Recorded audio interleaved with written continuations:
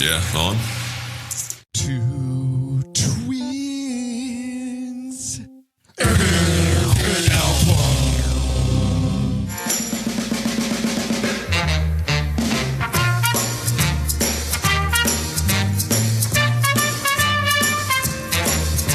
Yeah.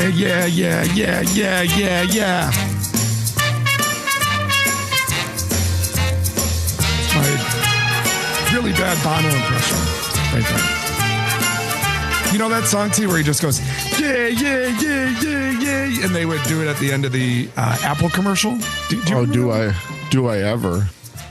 Vertigo. That song gave me vertigo. Hello. Is there a company that makes more annoying commercials than Apple? That was where didn't they like give away their album with the purchase of a Apple if you had purchased an Apple product, you received like a forced download of their new record. Yes. And then you like couldn't delete it. Yes. Until they fixed that glitch, you could not delete it. Right. It was like, wait, I don't want this. What album was that? Do you remember? That wasn't How to Dismantle an Atomic Bomb, I don't think. That was the one with Vertigo. I thought it was that one with I thought it was all integrated, this whole campaign of we'll put your song in our commercial, we'll force people to have your album and they can't delete it. You give us, I don't know what the hell they got from, I guess they got street cred from you too. I don't know.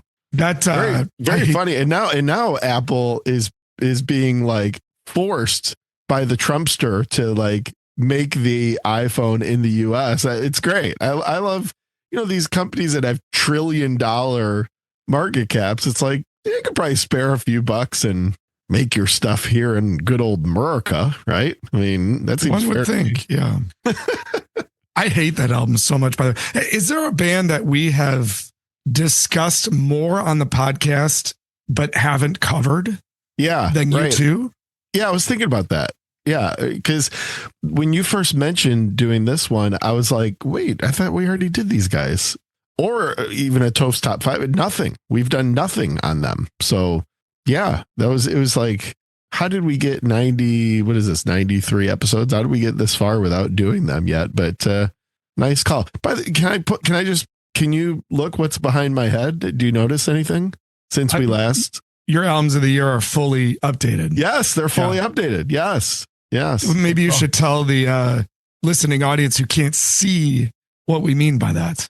Well, I think we've mentioned it before that I have my albums of the year just in this little studio that we do the old podcast here behind my head. And what I've done every year is I've framed the little album cover and I just put a little label on it with the year, And so obviously this started, you can go back and listen to our album of the year episodes, but this started in 1990. I haven't been putting them up there since I wasn't like 10 years old putting stuff on my wall, but the selection started in 1990 and before it was only going to like 2015 or 16 or something. And I just sort of like got lazy and stopped, but I made it a point a couple weeks ago to make sure that I was fully caught up with my most recent selection, which is 2024's Alive by the band Honeymoon Suite. So there you go. And the year before that was Haken's Fauna, which we never did a album of the year episode in 2023. And then of course, before that, you and I shared the same record, which was Porcupine Tree's Closure Continuum. So anyway, we're fully up to date now, buddy. It looks good. It's the CD cover of each one or booklet? Yes. Okay. CD cover. And then as long as it's available, which I think in every case it has been, I am required, obviously, which I would anyway, but to own the vinyl. And I put it in, I have a special section because, my vinyl collection is sorted autobiographically. Right? No fucking way. Yeah. And I have a special section for just album of the year winners in my record collection sorting. So there you go. So I think you mentioned this is episode 93. I think that's right. Ish, yeah. 94. So I think for the 100th episode, we should do our albums of the year and just go all the way through. What do you think? I like it. I think that's fabulous. A couple of our fans listeners have wondered what we might do for the 100. That's a pretty good idea. I think it's all right.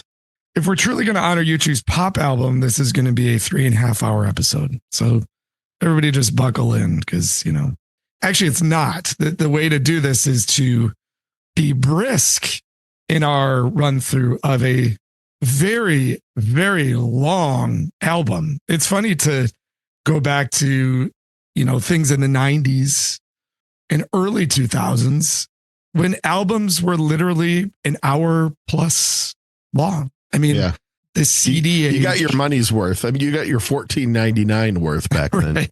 Yes, indeed. So no, we will keep things moving to best honor this album that I believe is still going. This, I will tell you this is episode 3, part 2, because we're basically just going to recreate the Oasis Be Here Now episode. Okay. And why not just start at the end? Same year, right? Same year. And why not just start at the end, T?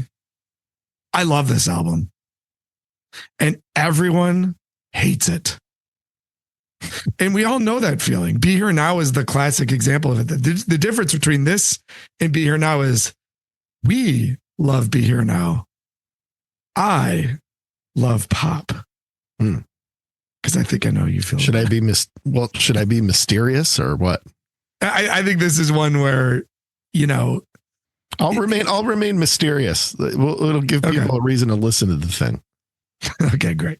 All right. So T, before we get popping, it's been a little gap between episodes, and I'd like to know 3 albums that are spinning around for you. So let's take episode 90, whatever, and let's take it 90. We confirmed 93. 93 confirmed. Beautiful. Let's take episode 93 round and round.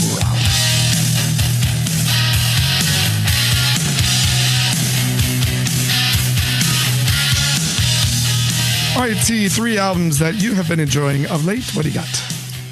Well, there's one that I'm going to mention it. I haven't listened to it yet because it just came out yesterday. But the band I've mentioned on here before, the band Sparks, who I've mentioned a few of their albums. And in fact, I think like very early in the show, they were on one of my round and rounds, like maybe like the first couple episodes. But anyway, they have yet another album. It's probably their like 25th or something. It's called Mad, ! Mad. And always an interesting listen from those guys. So, I'll maybe use we're recording this right in the midst of a nice long holiday weekend. Indeed. I forgot it was the holiday weekend. Yes. Yeah. So I'll tell you a little secret. 2019, as I'm looking up to my albums of the year, Nubs, I'll be honest, when I went back and looked at, I keep a little running list of this, I actually had 2 albums in the final spot, and I had yet to select. I don't know, maybe like COVID happened and I got all distracted because this was like at the end, this was like weeks before the whole thing, the pandemic, and I actually, as I was doing this project of putting these things up on the wall, I realized that, like, holy shit, I really don't have a 2019 winner because I had 2 records that were both like tied basically, and I hadn't picked one yet. I think I'd been meaning to. So anyway, I did this one a little bit like recently where I got listening hard on 2 options. The first was Silver Sun Pickups, Widow's Weeds.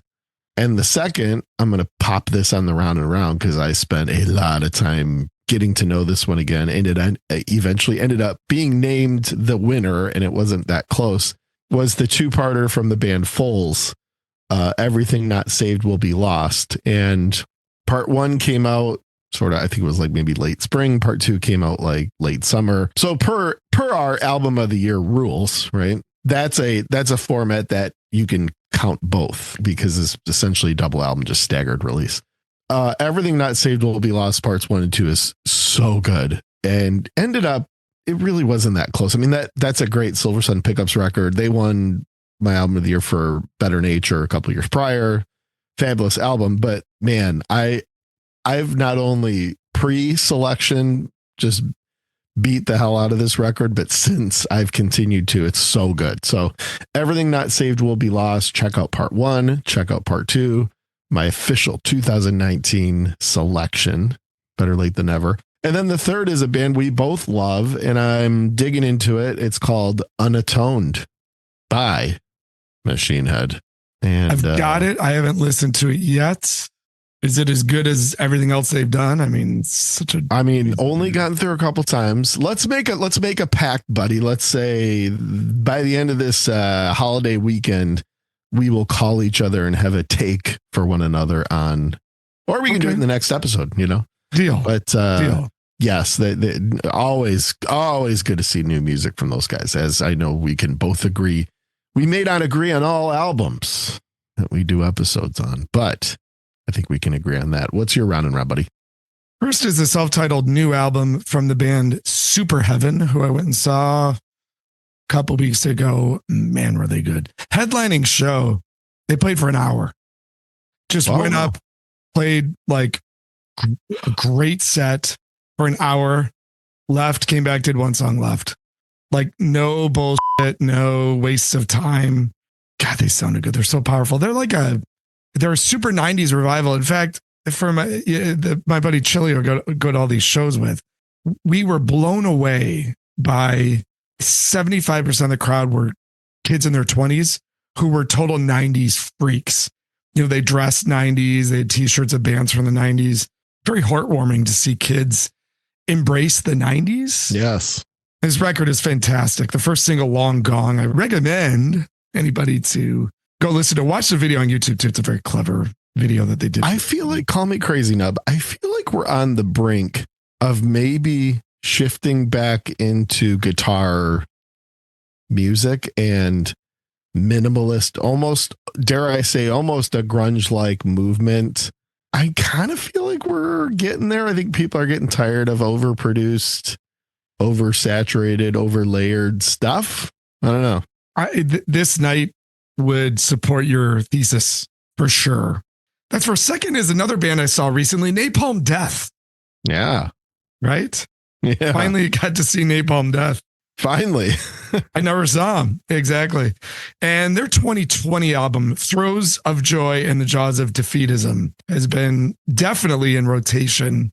That kind of the gods of grindcore. So Napalm Death, it was great live. Really fun. If I had a nickel for every time I've heard someone say, I finally got to see Napalm Death, Absolutely. Yeah, it's on everyone's bucket list. That's great. And they are, we talked a little bit about that grindcore documentary that I watched a couple of years ago. Yeah. They are definitely Mount Rushmore of that genre. So that's cool. That's a great show. For sure. Who played with them? Anybody noteworthy, or was it just some other Melvins group of psycho? Oh, Melvins. Oh, okay. Melvins are awesome. It's kind of an interesting two drum sets. It is. They do a lot of stuff together. They're kind of an interesting pairing. Very cool. So 2 bucket list ones crossed off there. Yeah. And a major one that's going to be crossed off here just in a couple of weeks. I will be going to see Robbie Williams in Amsterdam. Yes. Which will be really cool. Yeah. So Sing When You're Winning, the 2000 album, has been in heavy play for me. Have you seen it's already come out. I've missed it somehow, but do you know about the movie they've made about Robbie Williams where he's played essentially by a chimpanzee? I did see it, by the way, Sing When You're Winning with the top 50 song for me, opener, Let Love Be Your Energy. His best song. I can't wait till he plays that. Yes, that'll be a great one in the open air. I have seen a little bit of that. Looks pretty cool. Very, very Robbie, right? Super Robbie. Actually, his brand new single, Rocket, came out this week. Is it good? Well, I'll just say this. I'll let you be your own judge, as we all will with U2 Pop. But you know who plays lead guitar and a guitar solo on it? Mr. Tony Iommi. Oh, interesting. Isn't that cool? Tony, buddy. There you go. Exactly. All right, T. Well, we're going to get up in here. So let's do that as we look at 1997's Pop from U2 with the Nerdy Deeds. Done dirt cheap. You want some dirty deeds? Yeah. You want some dirty deeds? All right, T. Back to 1997, which I think is the most popular year of our podcast. I think we've done more albums from this year than any other year. We'd have to, check the data on that, but I believe it's the case. That's probably right. An incredible year in music, a transition year in some ways, and a pinnacle year in others. Pop was released on March 3rd of 1997. As mentioned, it's 60 minutes long. So it's this era where CDs were the dominant format, which gave bands and artists, basically 80 minutes to be able to produce albums as long as they wanted. 12 tracks, 13 if you have the imported version with the bonus track, which I of course do. It's one of the longest standing CDs that I own. I've probably owned it as long as the other things in my collection that have stood the test of time. The album was produced really by three people, but it's most synonymous with Flood as the producer, not just, in name, but just like in sound and style. U2 was certainly going through a deep fascination with electronic music. And so Flood was producer, and you can really hear that. Of course, he's worked with Nine Inch Nails and like tons of other bands that are synonymous with electronic music. Well, and he worked with U2 on the previous album, Zooropa. Indeed. Indeed. Let's talk about the album previous to Zooropa, which Pop is the follow-up to Zooropa. A lot of people, though, still kind of see it as the true follow-up to the sort of world-changing event that was Achtung Baby. Zooropa is such a weird, misunderstood album. Some people don't even think it's a real album, even though it completely is. No one's really sure where that material came from or how long it had been existing or whether it was just sort of outtakes from the Achtung Baby sessions. But regardless, Pop is sort of the way I see it, the true album that followed up Achtung Baby, which was a significant moment, not just in U2 history, but in music history and in cultural history. I mean, that album sort of rang in the early 90s when you think about all the change politically and around the world that happened in the early 1990s.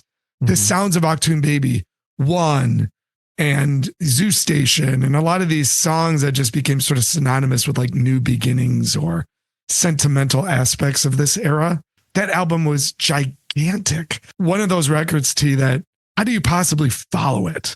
Just like Be Here Now, Pop was almost like destined to fail a little bit, wasn't it? Well, and don't forget about that packaging, buddy. Achtung Baby was, that Digipack was like, nobody had ever seen that before, in terms of artwork. And of course, you talk about the live execution with Zoo TV and all that. I mean, yes, this was a pretty monumental moment. Whether you liked the music or not, they were certainly shifting a lot of things. And then it seemed like U2 felt like every frickin' thing they did from then on out had to be a big shift, including this one. You're going to hate me so much for this. It wasn't the Digipack, T, it was the EcoPack. EcoPack. The EcoPack, yes, which actually was...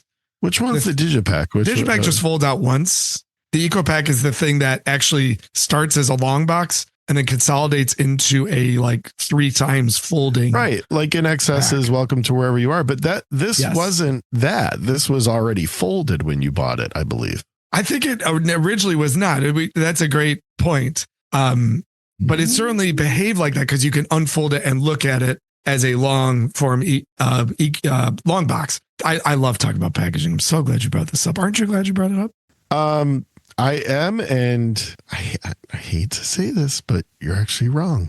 This was the Digipack. It was already folded. You are speaking to something that certainly was next, which was this EcoPack, which did not really stick around. No, it didn't. And that you bought as a tall product, and it had plastic on either side, and it would eventually fold up. But this was this folded out into like 5 different panels with all those pictures. It was very cool. But all right, there you go.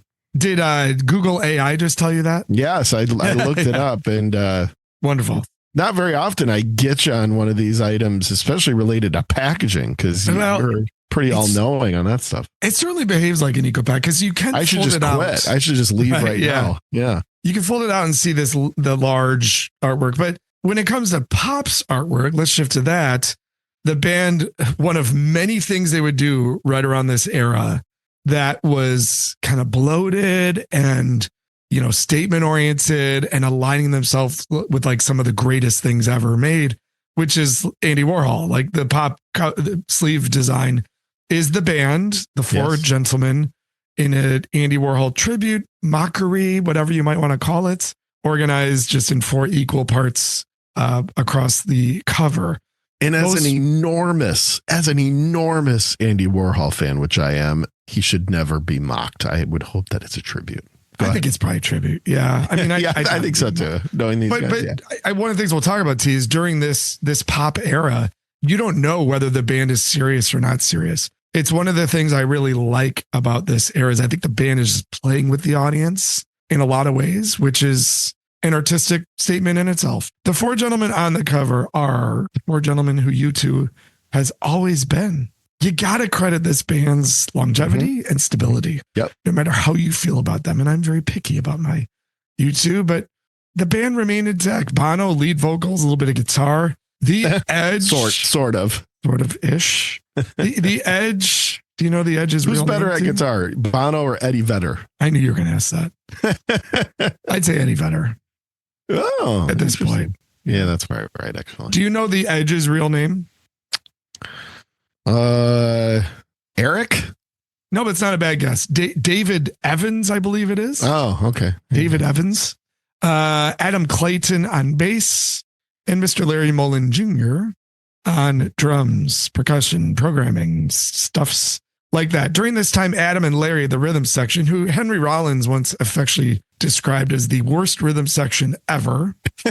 Gotta love Henry Rollins. Became incredibly fascinated with electronic music. This certainly bled over to the others, but Edge was always really an electronic music artist when you consider the treatments that he was, doing to his guitar. And Bono, I think, was, kind of down for anything that was pushing boundaries and trying something new, which pop certainly is. There were 6 singles on pop. We'll go through them all. Discotheque, Staring at the Sun, Last Night on Earth, Please, If God Will Send His Angels, and Mofo were all released as singles in some way, shape, or form. For an album that's considered a flop, a lot like Be Here Now, it still sold very well. It was number 1 in so many countries I can't count. In the United States alone, it went 1.5 times platinum, if you will. Worldwide, it had sales of 5 million copies. So it did very, very well, considering that most see it as some sort of disappointment. But I guess to give you some sort of comparison, All That You Can't Leave Behind, which came out, 3 years later, and put the band back on the mainstream map, thanks to singles like Beautiful Day and Elevation, that sold 4.4 million copies in the US and 12 million worldwide. So you can see pop did very well, but not as well as Achtung Baby and not as well as what would come after it. Needless to say, the band was not starving by any means, but from a creative perspective, maybe had a little recovery to do after pop. T, we got a lot to get into, but I'd like to hear your U2 story and your pop story as we get into the wonder stories for U2's pop. Let's do it.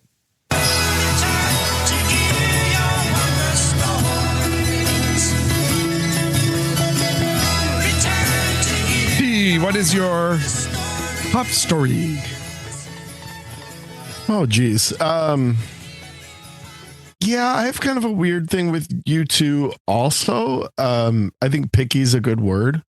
And so I kind of steal that from you. I layer them a little bit in the same category as Pearl Jam in that all the like sort of activism stuff, and particularly one thing that really bothers me is predictable activism, right? So like whether it's like Hollywood or the music industry or whatever, where, somebody decides to get loud about something and it's like, oh, big surprise, like Bono supports like saving more whales, or I mean, it's like oh, really great, And some of that stuff kind of like, as it soured me a little bit on Pearl Jam, probably soured me even more on U2, because it just felt like Bono in particular, but really all of them to an extent, like we're always trying to be in the news and relevant and, you know, yapping about one thing or another.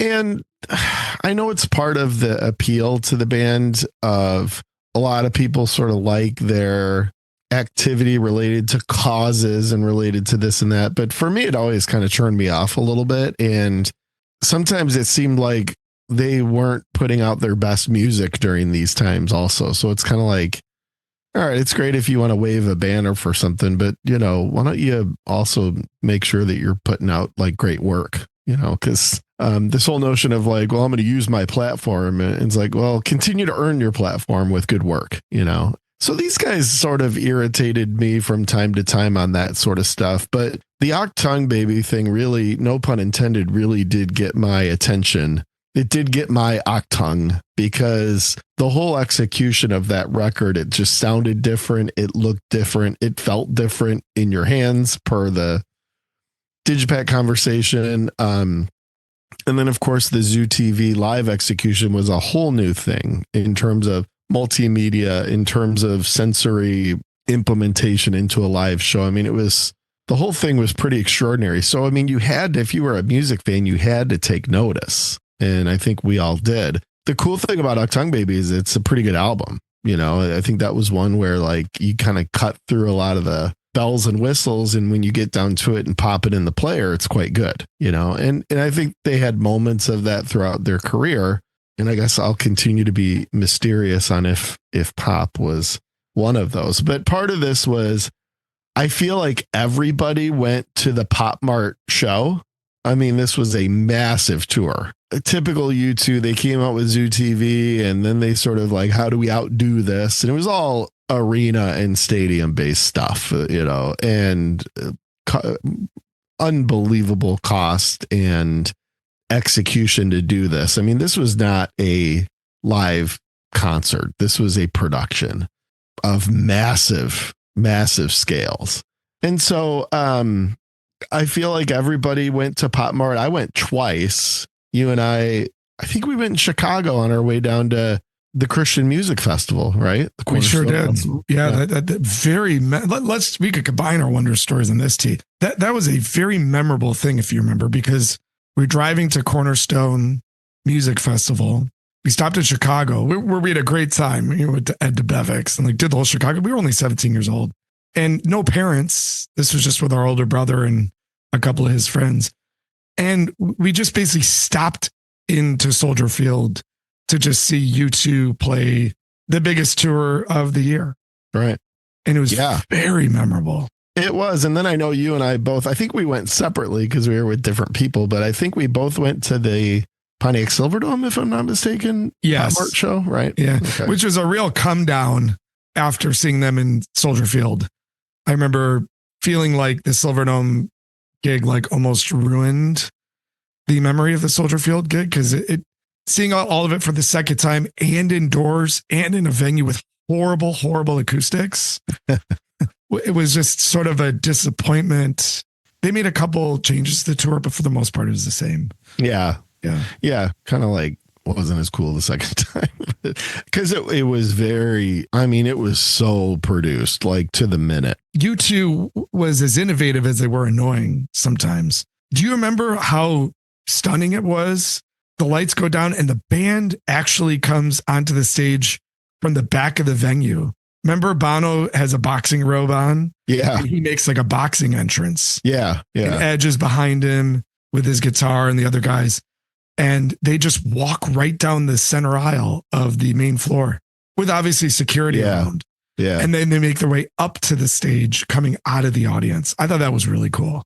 Yeah, I mean, very, very innovative stuff, in many cases. One of the things that's kind of funny about this one, Nub, is this is how detached I've sort of been from this era of U2, because basically at Octung Baby, I sort of stop.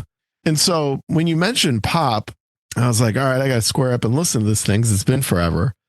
I swear, my first listen through the album a few days ago, I kept waiting for the song when the Edge talks the whole, don't move, don't speak, don't jump. Numb. Things. Yeah, Numb. I was like, all right, because I was actually like, I want to hear that song again because it was a hit. And at the time, I just thought it was kind of stupid, but it was like, I want to know if I like that one again. So I was really excited. And then the whole album went by and I'm like, wait, where was that one? And then Yeah. I totally forgot about Zooropa. Most people do. Yeah. That's why I said what I said earlier, right? Like most people actually do forget about it. Remember the shock on the MTV Awards?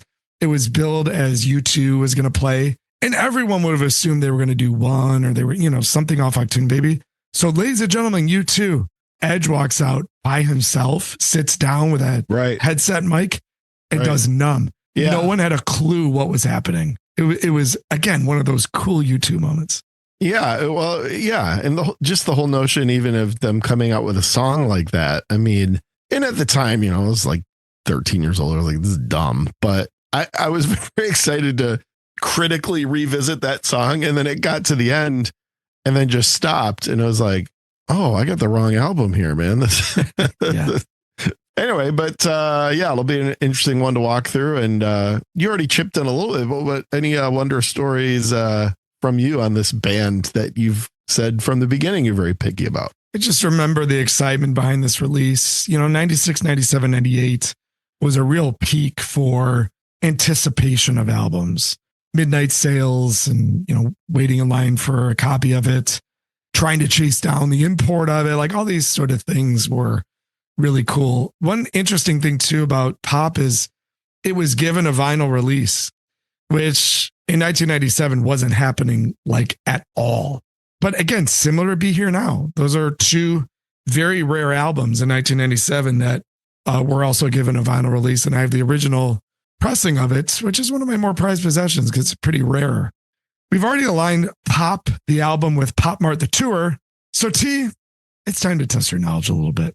Oh boy. Okay. Yeah. A game that is called... Wait, hang on a second. I'll pull this up. And now a game that is sweeping the nation and makes its arrival to Two Twins in an Album, where I test my brother's YouTube bullshit meter. Wow. A game now and forever known as Pop or Not Pop. Pop or Not Pop. I like this. Yeah. Okay. Let's... T-Pop. Right. Yeah. Pop or Not Pop. So this game is going to glitter more than the Edge's suit.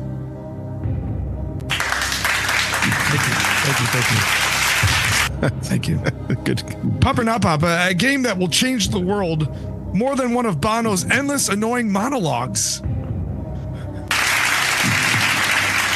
Is this a monologue? T, before we play this game, I just want to remind you that if you get one of these wrong, sensitive old Bono, he's going to shed a tear behind those rose-tinted sunglasses that he wears. And Pop or Not Pop, T, if you fail this game, the Edge is going to revoke your effects pedal privileges. It's like a roast. All right. The Comedy Central roast. Sorry, I just working out some material there. Yeah. Just workshopping some stuff. Jesus Christ, terrible. T, I have 10 statements about the Pop album or the Pop tour. You have to tell me whether it's Pop, which is true, or not Pop. Oh, okay. False. All right. Deal. And my goal, well, I mean, I suck at you too. My goal's gonna be half. 5 out of 10. I'm gonna bat 500. I think it's 10. Might be 11. Might be 11 just to be different. I can't remember. Oh, okay. Well, either way, it's 5. I'll go 5. Deal. All right, one's a layup. During the Pop Mart tour, U2 performed inside a giant mirror ball lemon every single night. Pop or not pop? Pop. Yeah, like I said, it's a layup. This one's true. What you might not know. That was a good question though, because there wasn't a Zooropa tour, right? And that was TV continued. Oh, did it? Okay. Yes. Okay. What was their obsession with lemons, by the way? Yeah, I know. That never get explained? I don't know. Never looked it up. No. At a show in Oslo, Norway, they got stuck inside and had to be rescued, which is a total Spinal Tap moment. Yes. You know. Sure, literally. Yeah. And again, they were doing so much playing with the audience, I wonder if that was like intentional or not. Right. To honor Spinal Tap. But they did. They got stuck in there, which is kind of hilarious. It's funny. All right, T, pop or not pop? Okay. U2 finished recording Pop just 1 week before its release.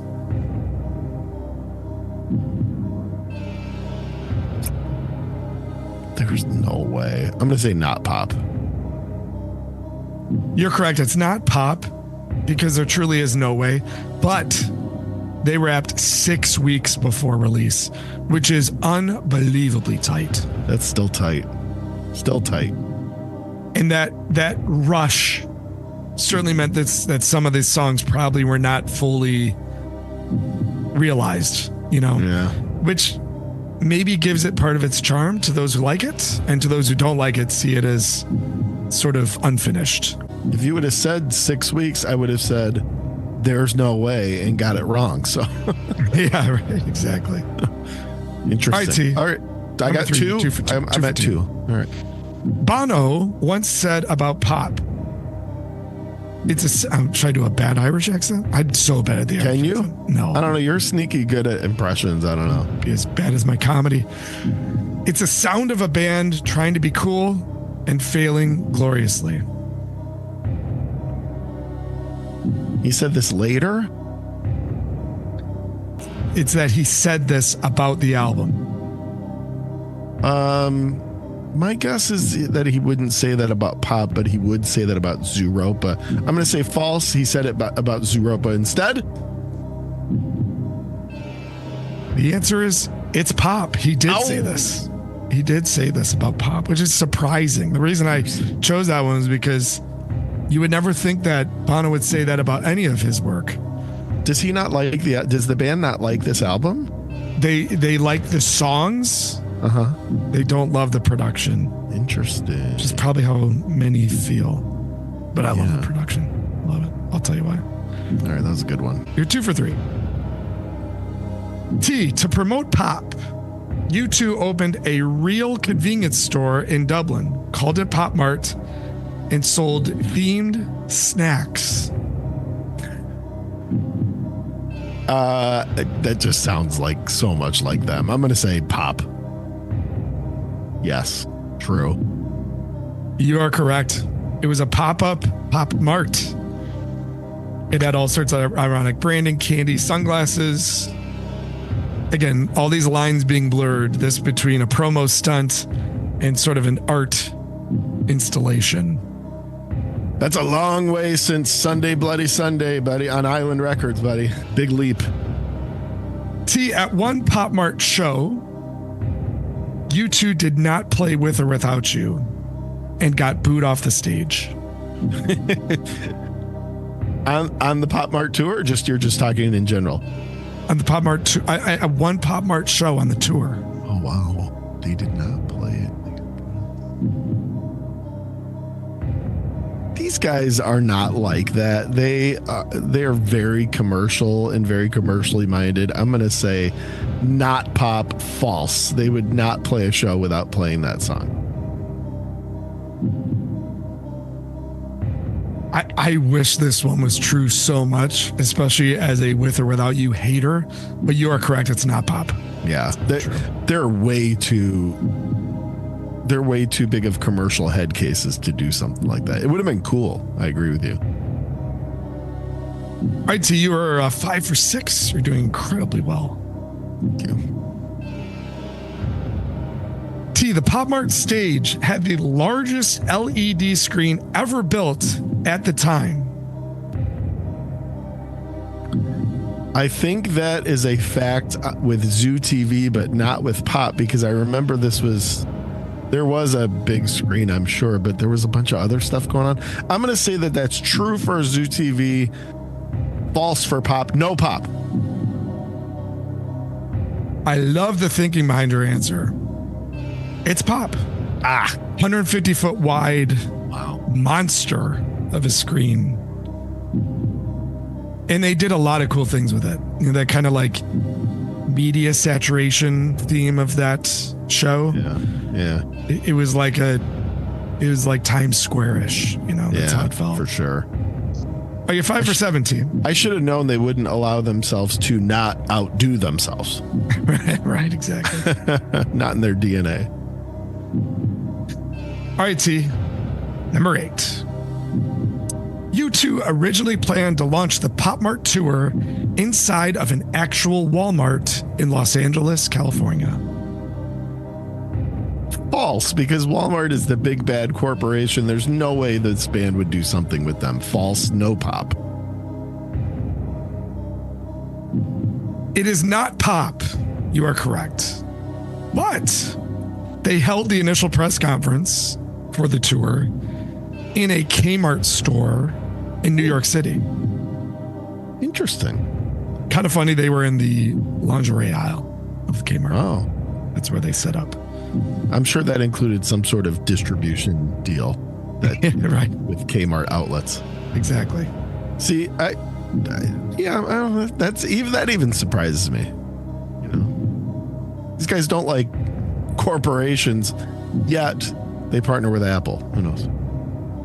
Right, exactly. Here you go. When it benefits them, the corporations are fine. Yes. Yeah. All right, number 9. U2 collaborated with Daft Punk in one of its earliest collaborations on an unreleased remix of Discotheque.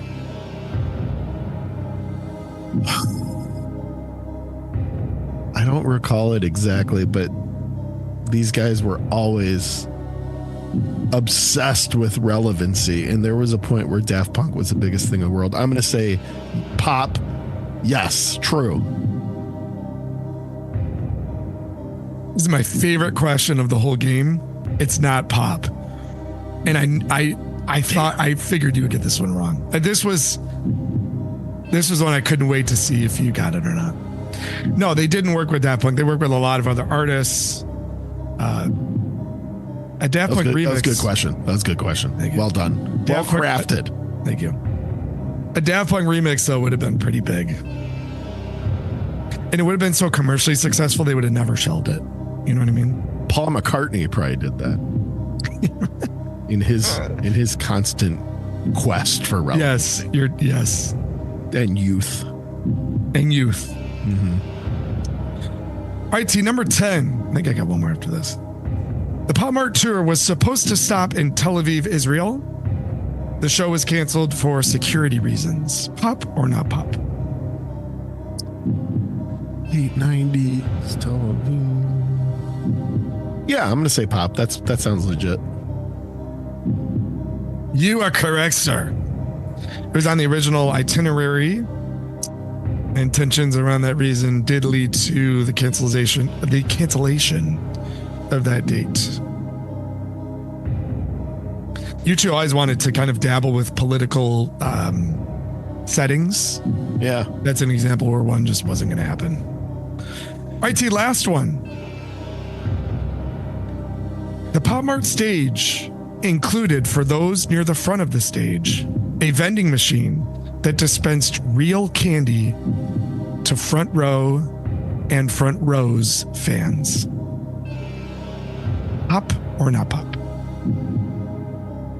A vending machine inside next to the stage where people could get candy? It seems logistically difficult. Not pop. That is not pop. Whew. It would have been hilarious, though. It's a pretty funny question, though. That would have been pretty funny. Yeah, that's a pretty good question. So you did quite well. Your YouTube bullshit meter is high, my good man. Well, they put a lot of it out there, so you get a lot of practice. All right, man, let's get into the album as we drop that needle on YouTube's Hop.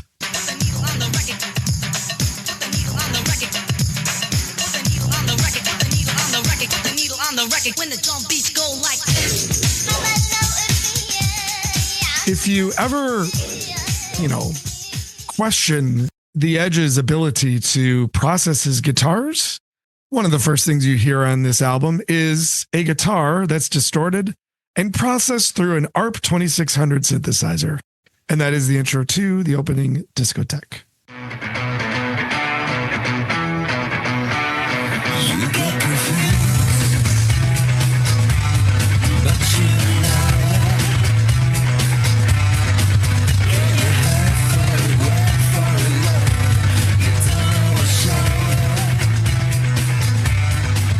Maybe the longest lasting song from pop.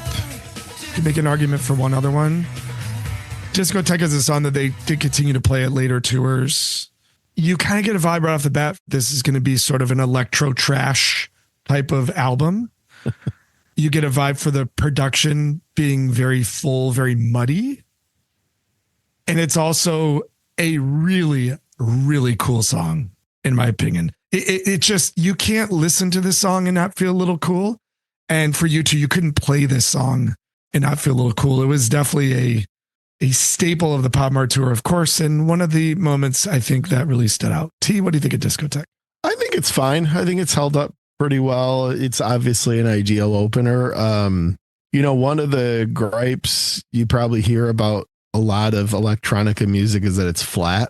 And I think we're going to have moments of this as we proceed, but not on this opening track. I think it's pretty dynamic. You've got some nice fits and starts. You've got some nice, kind of with the standalone guitar piece and the main lick. And it moves probably better than most of the other songs on here, and is a good solid opener in framing up, what they were going for, but doing so in a way that, to your point about it kind of making you feel cool, it's a dynamic song. And I don't think you get that in moments throughout the remainder of the album where you should, but I think it starts off pretty well.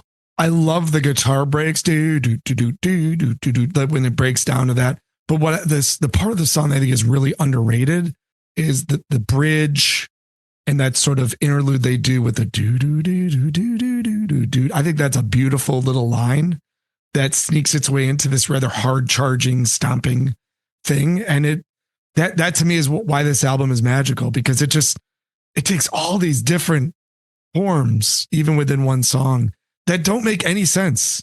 I mean, Discotheque makes zero sense musically, but it really works because the way they just sort of seem to set this tone of like no rules, all things are welcome here on Pop. That goes right into track 2. The rather mundane, I would say, Do You Feel Loved?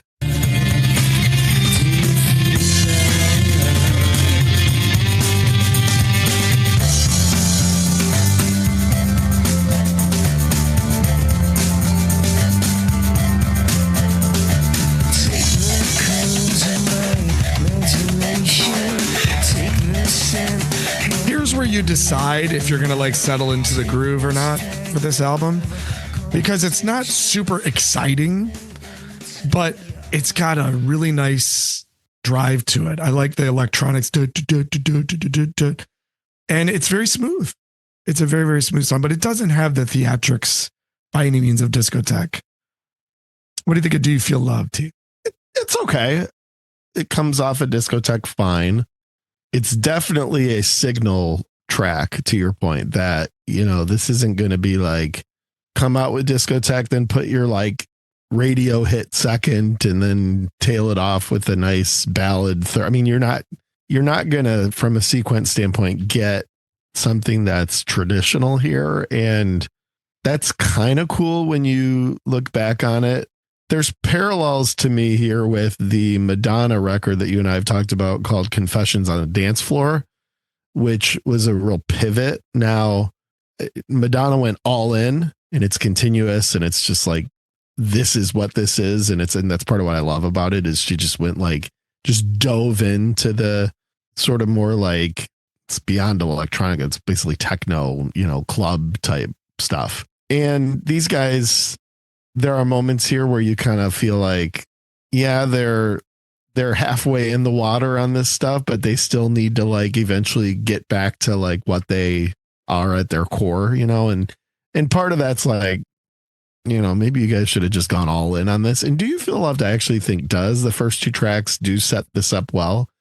So I think it's fine. It's a bit flat, but in sort of framing up and utilizing track 2, which in 1997 had typically been reserved for a hit or single track, to sort of do this and continue you on the journey rather than feel like you have to like get your traditional track 2 hit. I think in hindsight was kind of cool. So it's not like an amazing song, but I think what they were doing was kind of neat.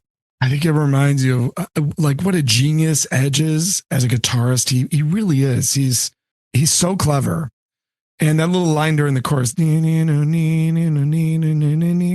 it's like, who writes that? It's such a cool compliment to the vocal melody. I love what Edge does. I always have. I think he's the true secret weapon of this band. Well, there's very little Edge on track 3, the opening track on the Pop Mart tour, and the third track on Pop, which is Mofo.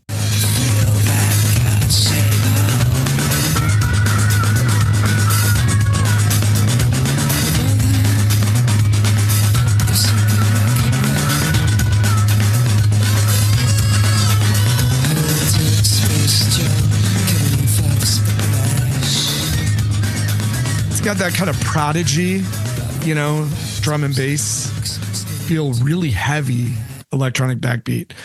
This was a better concert opener than I think it was a dance club hit. I think the band probably thought this was going to be a really big dance club song. I don't think it was. This is U2 does techno at its absolute pinnacle. I'm bored by this point. So like I'm in a trance and I'm tired of the train rolling down the track, and it's sort of like, where are we going here? Because this song's really flat, and to me, this is like a beat and then you're sort of throwing stuff on top of it rather than it really having a lot of direction. And it's pretty long. I mean, you're getting towards 6 minutes on a track like this, and it's the longest on the record actually. And yeah, at this point I'm going, okay, I get it, guys. Where are we going here? Did you like it at the show when they opened with it? Did you think it was cool? You know what, man? I don't even remember it at the show. In fact, you reminding me that it was an opener is like something I would have never even guessed. If that was on the game, I wouldn't have guessed it. But well, maybe that's the alignment with my warm memories of the track, and why I like it is because they started the track for it on loudspeakers. And then that's when the band walked through the crowd. And the whole thing was really like impressive. I mean, it was super cool. And then it was just a unique opener. It was like, oh, U2's going to create a dance club tonight. Very, very unique. Probably didn't like it. Now that I'm hearing it today, probably did like it as an opener, but nothing worse than that Cracker opener that you and I saw. Right. I was going to slow things down a bit. Nubs and I went to a Cracker concert in like 1994 or something, and then they came out and played this like waltzy ballad first, and we were like ready to mosh, Yeah, it was insane. Ridiculous. Not that bad, but I probably would have been like, really, guys, that's what we're doing. But again, to your point, they're setting up an atmosphere for the night, and there you go. Track 4, I know you're going to hate purely because of the film that it was in and is aligned with. One of your top 5 worst movies of all time. Was this on that soundtrack? Yeah. Oh yeah. It was significant on the soundtrack and in the movie, I think. Interesting. And that is City of Angels you're talking about. Right. Exactly. Track 4, If God Will Send His Angels.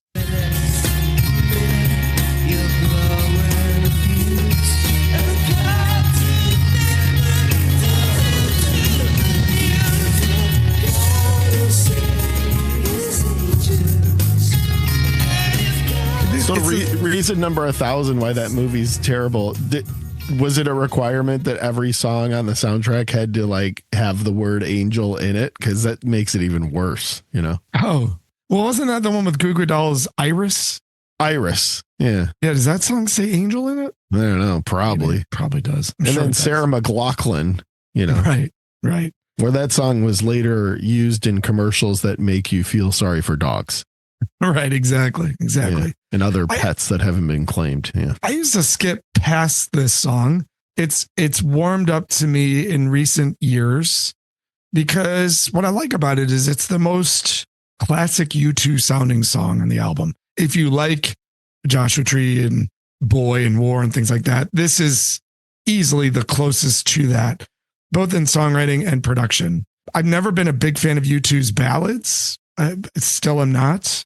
But this one is moody enough to at least make it so I don't skip past it on current listens. Yeah, I don't like it. I mean, it sticks out. And again, like I was talking about with Confessions on the Dance Floor, like go all in. If you're going to do this, do it. Don't stick a song that like sounds like it should be on War, which to your point, this does.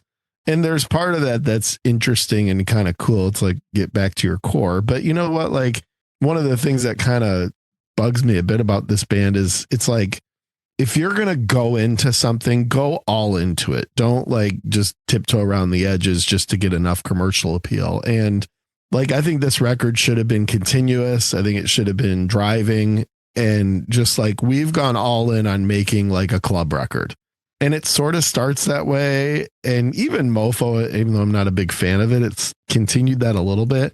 Now you've got this like really stripped down, like mid-tempo thing, and I don't know, I think it's kind of I think it's boring. And the other thing is some of the like religious overtones lyrically just get bored. Like always a U2 thing, right? Always a U2 thing. And it's like, all right, I get it, dude. You're like kind of not sure about this whole God thing. Like, all right, fine, you know, but it gets a little irritating, and I don't even listen for lyrics, but that one, it sort of jumps out at you. And even, especially on a record like this, like you got a Warhol cover, you got this whole sort of like electronica club thing that you're going for. Like, okay, do we still have to be singing about like how confused you are about like religion and stuff? I mean, I don't know. Just, so I think there are moments where like and I'm not a lyrics guy, nor are you, but where that sort of those vibes like don't match the kind of direction of the record musically necessarily. So yeah, I think it's kind of a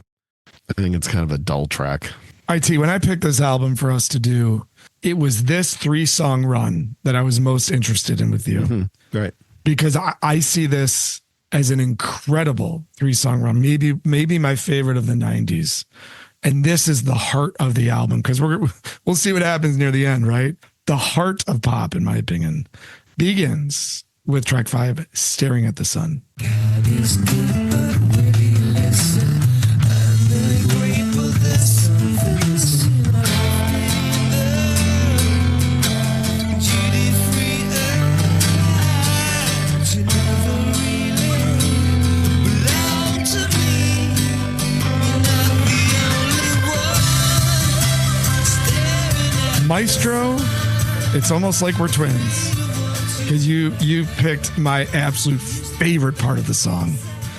When that acoustic guitar comes in kind of out of nowhere with like hard strumming, and then, you know, little drum fill. Larry, not the greatest drummer ever, but like just. What do you think of him, by the way? He gets a lot of praise, but as a drummer, you know, I mean, do you think he's a little overhyped, underhyped? I've never known him to be that hyped. I mean, he's very vanilla.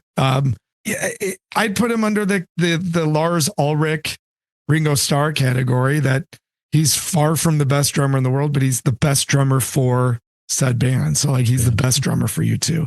Yeah. Like Lars is the best drummer for Metallica, you know? All right. Yeah. I think Larry's kind of the weak link musically. I like his creativity. He's kind of the one that got him into a lot of electronic stuff, but as a bass player, or I'm sorry, Adam. I think Adam's he's kind of the weak link music. You think Adam's the weak link, but you're saying Larry Mullen's the second weak link? Probably. Well, no, Bono's probably the weakest link out of all of them. I mean, Bono's the least interesting part of U2, in my opinion. You know, he's a good vocal. Not according to Bono. Well, that's for sure. I see it as a beautiful slice of songwriting. I love the atmosphere. I get lost in the song every time I hear it. What do you think of Staring at the Sun? Yeah, it's good. I mean, it was a big hit, huge hit, and should have been.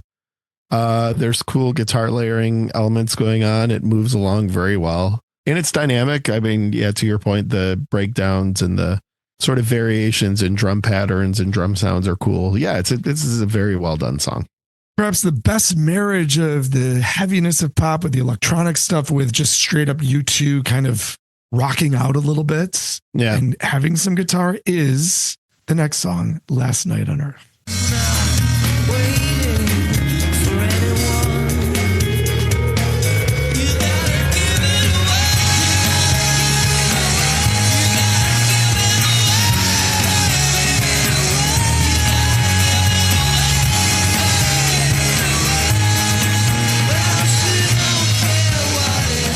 Great vocal by Bono after we just slam him. Now we're going to give him a bunch of credit. It's a really, really good vocal. The harmonies by The Edge, which were brought out in the live performance of the song, which was fabulous on the Pop Mart tour. This and the next one were the two best songs they played off the album by far of the whole night, in my opinion. Edge does these really cool vocal harmonies and echoes. He's a very underrated singer, Edge. He's got a sweet, very pretty voice that combines well with Bono's sort of croon. It's catchy. It's finally got some like catch to it in the chorus. I love the bass line throughout the verses. I think it's really robust. I think Last Night on Earth is a winner. A little Adam Clayton praise there. Yeah. Adam Clayton and to me, Michael Anthony are kind of like the same person, Yeah, right. The way they service their band is very similar to me. Michael Anthony, such an important background vocalist, and Adam never sang a thing. Yeah, that's a great point. Actually, that's a very good point. So you got to give Anthony the edge there, and he's just a party. He's just a good time. Loves Jack Daniels. Yeah, yeah, exactly. Just probably a better guy to go out with than Adam. Yeah, definitely. I guess. Yeah, it's good. I'm with you. I think that this 3-song run is redeeming. Particularly after If God Will Send His Angels. I mean, honestly, I was kind of like, where are we going here? And a lot of other people. Yeah, and what has Nubs gotten us into here? But yeah, this is absolutely the trio kind of stuck right in the middle and I assume this pivots you to side 2 if you're doing that whole thing. It was Last Night on Earth. Actually, Gone is the okay. End of the first vinyl. It's a double vinyl. So that's the best way to figure that out. So Gone would end side 1. Yeah. So, it closes side 1 in a pretty strong way with the 2 tracks. Now, neither of them are, these aren't rocket science songs. I mean, they're pretty straightforward, but I think that they were able to, unlike If God Will Send His Angels, these are U2 songs, but they're popified, right? They are clearly in this direction. So I'm okay with having something that's a little bit more hooky and all that, which these were, but still down the direction of what they were trying to do on the album. And I really feel like both Staring at the Sun and Last Night on Earth, and then even to this beginning of side B, get you there. So I agree with you. It's a nice trio. Well, to your point, I think it's a good one. Like, just go all in with it. These 3 songs do that. There's no ambiguity about what they're trying to do and how they're trying to do it. I agree. 3. Yep. And in the end of this trio is easily my favorite song on pop, and one that has really grown on me over time for a long period of time. And that is do, do, do, do, do, Gone.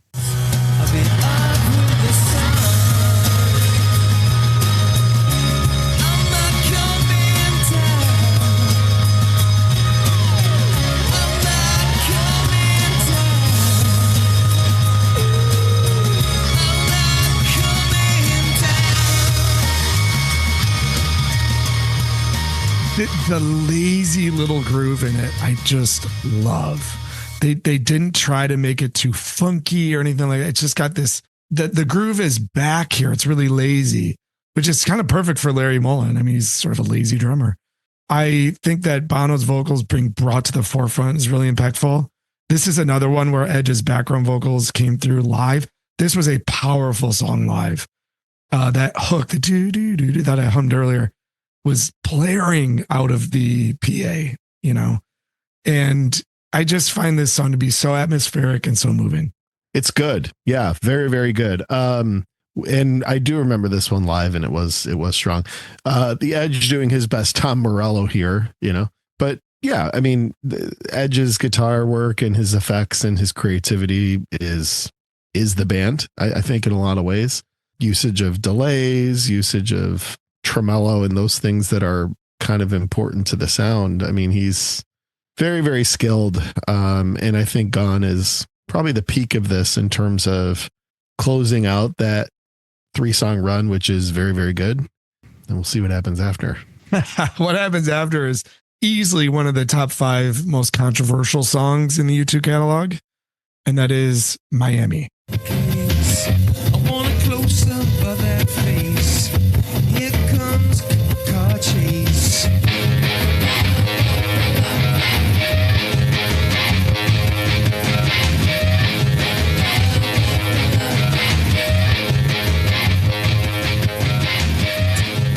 If you ever think U2 are like commercial sellouts, which a lot of people would say they have been this century, listen to Miami. This is not a band like seeking record sales. This is very experimental. It's very jagged. It's super like drum and bassy. And at the end, Bono just starts screaming Miami over and over again. A lot of U2 fans point this as one of, if not their worst song. I think it's so experimental that I respect it. The second half is where they get very Brian Eno. I mean, they're trying to almost dismantle the pop song and do things with it that U2 shouldn't be doing, but they are. And that's kind of what makes it cool. So I dig Miami. The screaming at the end is super uncomfortable, but it's also what makes the song impactful, I think. Yeah, it is. It is what it is. It's just a noisy. I mean, they're obviously using backmasking and a drum loop, which Tomorrow Never Knows anyone. I mean, it's certainly experimental. I think there's a balance between being experimental and then just making noise. I mean, it's sort of the Yoko Ono stuff. Like, you know, is it genius because it's so different and it is so, no pun intended, edgy in terms of a commercial record, but also it's like, this is all production. Like what really went into this creatively other than probably Flood and them sitting around saying, how can we make interesting noise? And hey, cool, they want to do that. But I don't listen to this and think like, this is really cool and innovative and avant-garde. I listen to this and say, well, I guess those 3 songs are the best we're going to get on this one. It's definitely not genius, but I listen to it and I think this is brave. I don't think this is good. I don't think this is enjoyable, but I do think this is really brave for a band. It's like commercial peak to put out something this avant-garde. I think takes some balls and I respect them for sure. And the next track is in the same vein. There are a lot of U2 fans that do not like this one either. And that is the Playboy Mansion.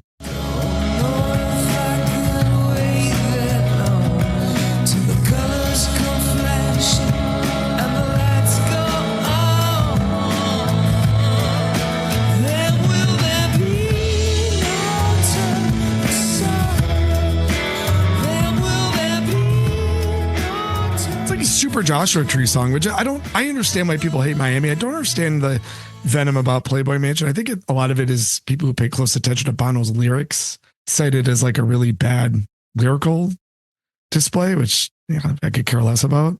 To me, it just sounds like a B-side from the Joshua Tree. I don't love it, but it's just, to me, just like a somber U2 song. Yeah, it's very forgettable. I mean, it's kind of drags along. It's kind of boring. I don't even know what the lyrics are. I trust you that it was a typical disgusting display. But no, man, I think Miami and then into this, now you're starting to like say, okay, this thing's like unraveling. So yeah, I mean, if you want to, I kind of agree with you on the bravery of Miami, but I mean, it's a 60-minute record. It's not like a 35-minute album and you put 5 minutes of avant-garde. Like there's plenty of space and room to do this kind of stuff. And if you want to do that on Miami, great. But following it up with this, to me is like, all right, this is unwinding rather than continuing to build somewhere. The next track that comes along is like such a U2 title. You can almost hear Bono saying it. And it is If You Wear That Velvet Dress. Velvet dress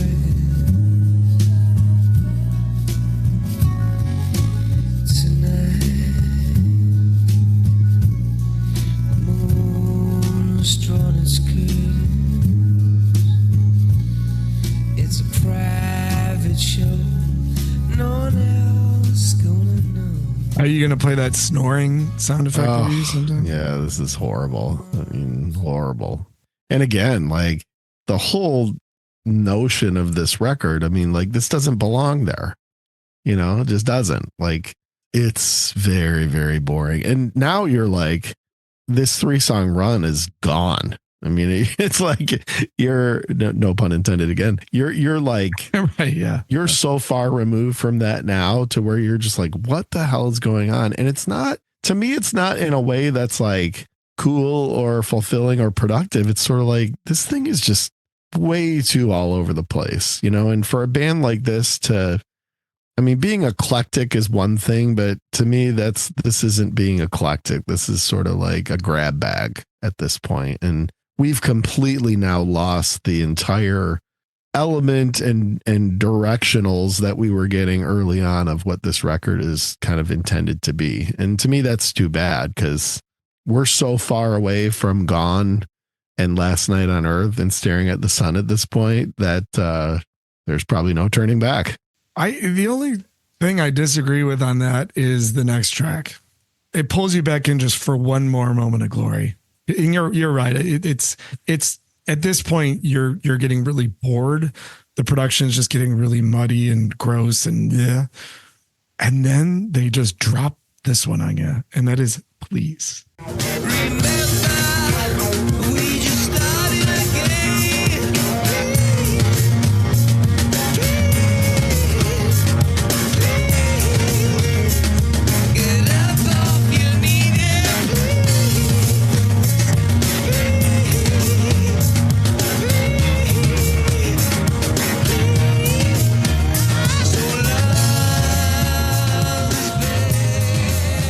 I love Please. I think it's super emotional. I think it's really intense. I like the way it builds. You know, Mofo doesn't really build. They just keep throwing stuff on top of it.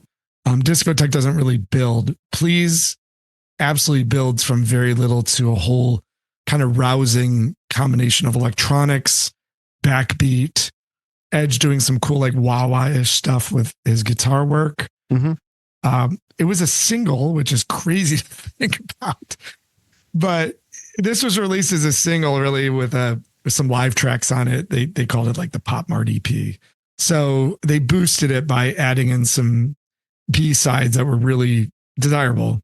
But I think Please is one of the smartest things on the album. It does rope you back in to say, oh yeah, like pop is them trying things and having it actually work sometimes. Yeah, I agree with you that it gets the train back on the track a little bit. The kind of marching snare almost nature of it is cool. So, and yeah, so this is back to like this fits, right? And yeah, there's some cool elements. I'm not a huge fan of Bono's like falsetto stuff, but me neither. Usually it works here, but I agree with you. I kind of agree with you. I think it does kind of work here. It's a cool listen. After if you wear that dress, you're almost checked out, and this does at least keep you in it, you know. And I'll give it that. It's a good track. It's a solid track. Pop finally closes with the song that most only just describe as a complete mess. But it sure is a captivating closer in its own way. And that is the closing, Wake Up, Dead Man.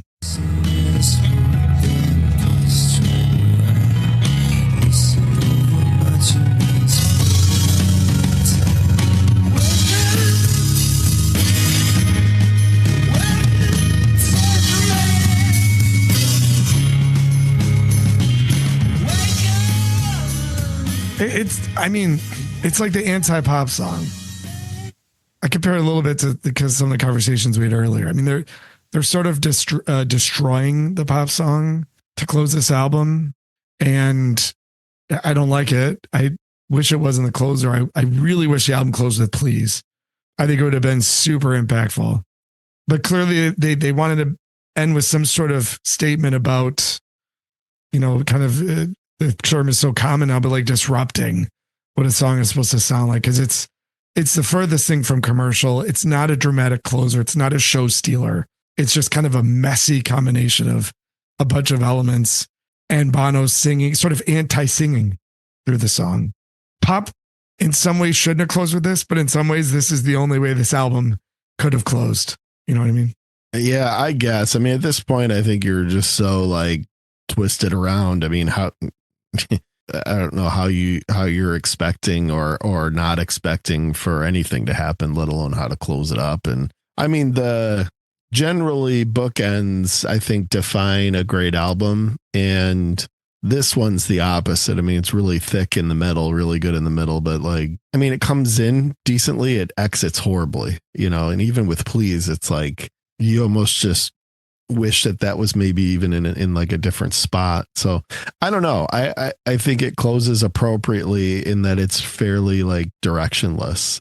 Sometimes these guys, you know, it's hard to say, were they aloof or did they get in their own way with like trying too hard at times to be either overly eclectic or frankly like underly themed. You know, it's sort of like pick one and go with it. And this album, you know, when you looked at it, when you heard the lead single, you're like, oh, this is going to be an adventure, and this is going to be a sort of like we're all in on this next sort of genre thing. And then it really ends up not being that. And I think the closing track is as confusing as it is rather boring. Well, see, let's weave that into our Does It Matter as we wrap up Pop. I mean, where does it lie for you within your kind of ranking of U2 albums? You know, what percentile would you say it's in? And do you think this album matters in the long run?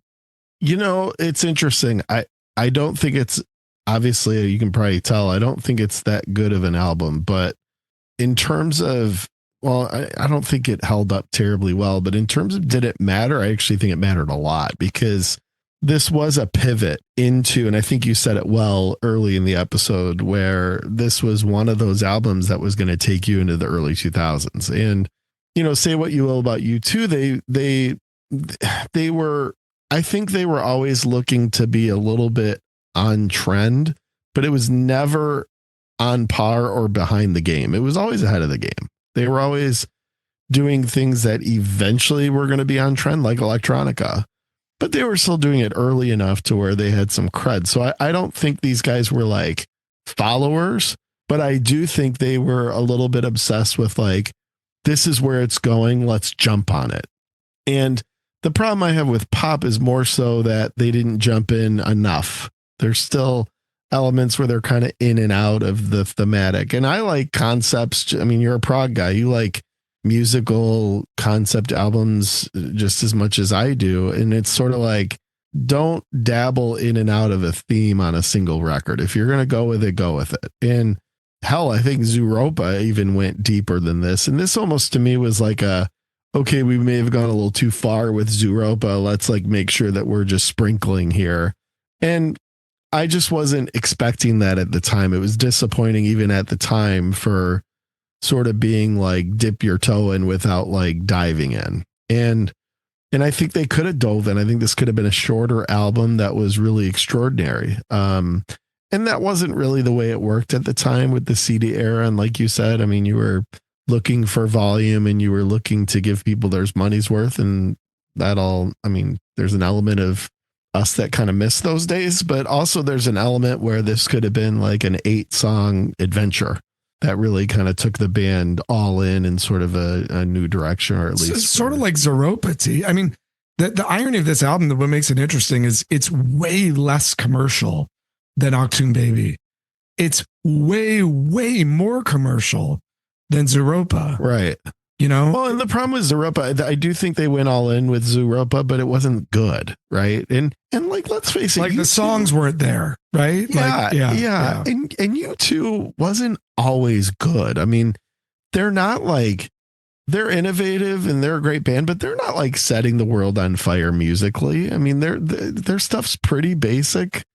I mean, look at With or Without You, like the chord progression is like day 2 on the guitar. And that's great. Like things don't have to be complicated, but I don't know that U2 ever had the ability to just like, okay, the songs are so freaking good that like everything else can be sort of, you know, masked. And that certainly wasn't the case as their career progressed. I mean, I think they continued to try to grab for like, what is the sort of sound that people are looking for right now, whether it's who you hire for your production or how you compose or how you record. And, you know, they really haven't made like a great, I would argue they haven't made a great song since Beautiful Day.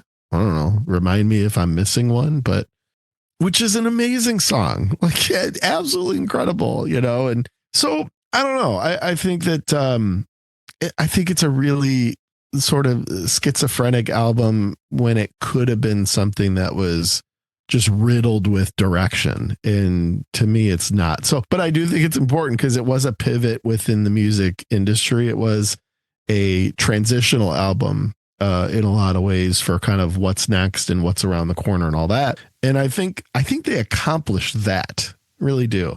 And the live execution probably supported it further. But at some point you got to look at it and go track by track. And it's like, is this good? You know, and that's why it was a good selection, because I do think there's a lot of it's much more important album than it is a good album in my viewpoint. Yeah. So what do you think? That's a really good take. I appreciate the insight of that. Their last 4 albums have been virtually ignored by the mainstream.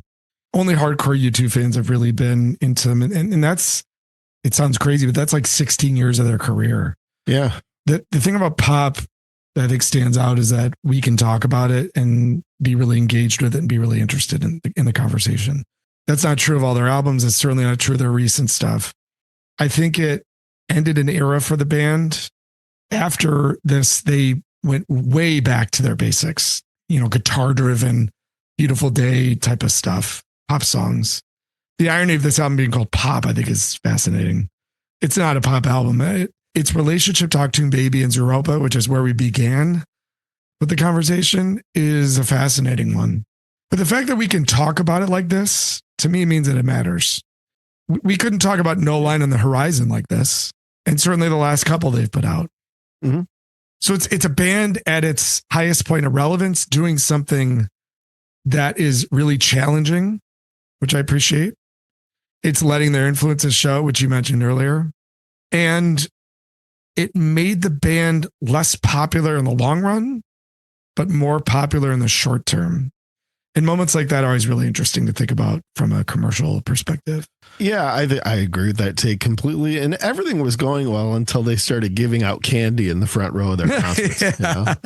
That was all downhill from there. Exactly. But I still love it, and I really still love listening to it. It's a period piece, and also has a few songs that are really, really still, in my opinion, truly great. So with that, T, tell me what you would give it when we talk about pop. Is it on the turntable? Is it in the collection? Is it collecting dust? Or is it in the for sale bin? I have a feeling I know where you're going with it. T, what do you think? Look, I always take this rating very seriously. I don't throw things around here. And here's my criteria. Would I buy it? No. Therefore, it's not on the turntable. Would I make room for it? Because listen, buddy, my collection's getting tight, with all these album of the years, and did I mention it's autobiographical as well? No way. Nice. No, I probably wouldn't. If it was in my hand, would I hold on to it? Probably not. So therefore it's not collecting dust. So it's got to be in the for sale bin, because I just don't have the need. You can get the 3 or 4 songs easily, right? I do not have the need to have this. Now, I love the cover and I love what it was trying to do. And I do love its place. I do think it has a place, to your point. But do I need to own this? Do I even need to let this collect dust? No. In fact, the only U2 LP, just a little inside baseball, that I actually own is Achtung Baby. So even beyond that, I haven't, felt the need to own any other U2 album. And do you have that in the Eco Pack or the Digipack? Which one? This is in the, this is a real LP. It's actually, oh, nice. It's actually pretty like Digipack-esque. Even it's very thick, and it's got the reissue that they did. Yeah. So I'm also picky about U2, and I wouldn't have a need to own this. I do respect the importance, but it's in the for sale bin for me. How about you, bud? It's in the collection. It is far and away my favorite U2 album. If I had to give away all my U2 albums, this is absolutely the one I would keep. I think it's fascinating. I love it. It is absolutely not complete enough to be on the turntable. I mean, there's no question about it. To me, it's absolutely part of their canon. And U2 is an important band. Like them or not, picky about them or not, they're a very important band. And if you're going to own their canon, you should own pop. So therefore, for me, it is in the collection.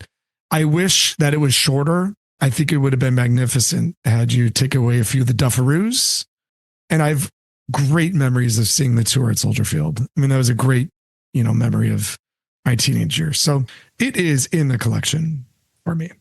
All right, T, let's close things up with a little Dolores. 3 songs that are ringing in your head. So we're not putting her in the for sale bin, that's for sure. Come on, baby. All right, T, what is in your head? Have you ever heard of the super group, the hard rock super group WET? I have not. Well, they got a song called "What Are We Fighting For?" That's just a great. It's basically like a hair metal song, modern hair metal song, but man, it's good, really, really good. So WET, "What Are We Fighting For?" The second thing is there's another. I should have probably said this in my round and round, but it's a band I really like called Sleigh Bells, and it's actually a duo, and they got a new album out, and one of the songs I really like on that new album is called "This Summer." So Sleigh Bells, check out the new record. It's called Bunky Becky Birthday Boy, and it's just like this dude who plays guitar, and then this like chick. They're just great. They actually had a couple like well-known. I think they had a couple songs that were on Apple commercials or something at one point. But anyway, and then the third band is something I tipped you off to, I think, a few weeks ago, which is a live performance by Vince DiCola doing Rocky IV songs with a full symphony. And they do a version of Hearts on Fire where this guy just steps up and just totally rips the was it John Cafferty, I think, originally vocal. Yeah. And it's so good. All 3 of these, it's like a little EP. It's on Amazon for like $3 or something. Yeah, you turned me on to it. It's really good. It's really good. And the version of Hearts on Fire, because the other 2 is the training montage and War, which don't have any vocals. So they get to Hearts on Fire, and some joker just steps up and just crushes the vocal, and it's really good. So totally. It's an awesome. I mean, even the original of Hearts on Fire is just so good. But hearing it live with a symphony orchestra is great for all you Rocky IV buffs out there. So that's what's in my head. What is in your head? We're heading towards summer, so some of the summer stuff coming out a little bit. The band Clutch, really like listening to them in the summer with their deep, groovy hard rock stuff. The incomparable Mr. Flannery, song that I love from Clutch. A little Metallica with Whiplash. I was watching some of their live videos from this rather endless 72 seasons tour, and they're opening every other show with Whiplash, which is kind of a cool opener, Yep. Off the very first album, Kill 'Em All in Japan. And last, off that first Garbage album, the opening track, Super Vixen. It's a really cool opener. That's an awesome album, by the way. Yes. That might be one to do one day. It's got a great story behind it. Butch Vig on the drums. Yeah, exactly. T, I'll tell you what, in the game of pop versus not pop, I love you, buddy. And that's pop. Right? There's no not pop there. I love you too. This was a grind to put me through, but I still love it. Oh, come on. Good, clean fun. Good, clean fun. Very clean fun. Good choice. It's an important record. No doubt about it. You got it. You got it. Well, thanks everybody for tuning in to episode 93. We'll be back with more fun games and excitement as we do approach episode 100, hitting the century mark. But until then, take care of yourselves and take care of each other. And we'll see you next time on the next episode of Two Twins and an Album. Two twins and an album. Well, that's about it. That's all we have. I hope it wasn't too disappointing. We will see you on tour. Until then, take it easy.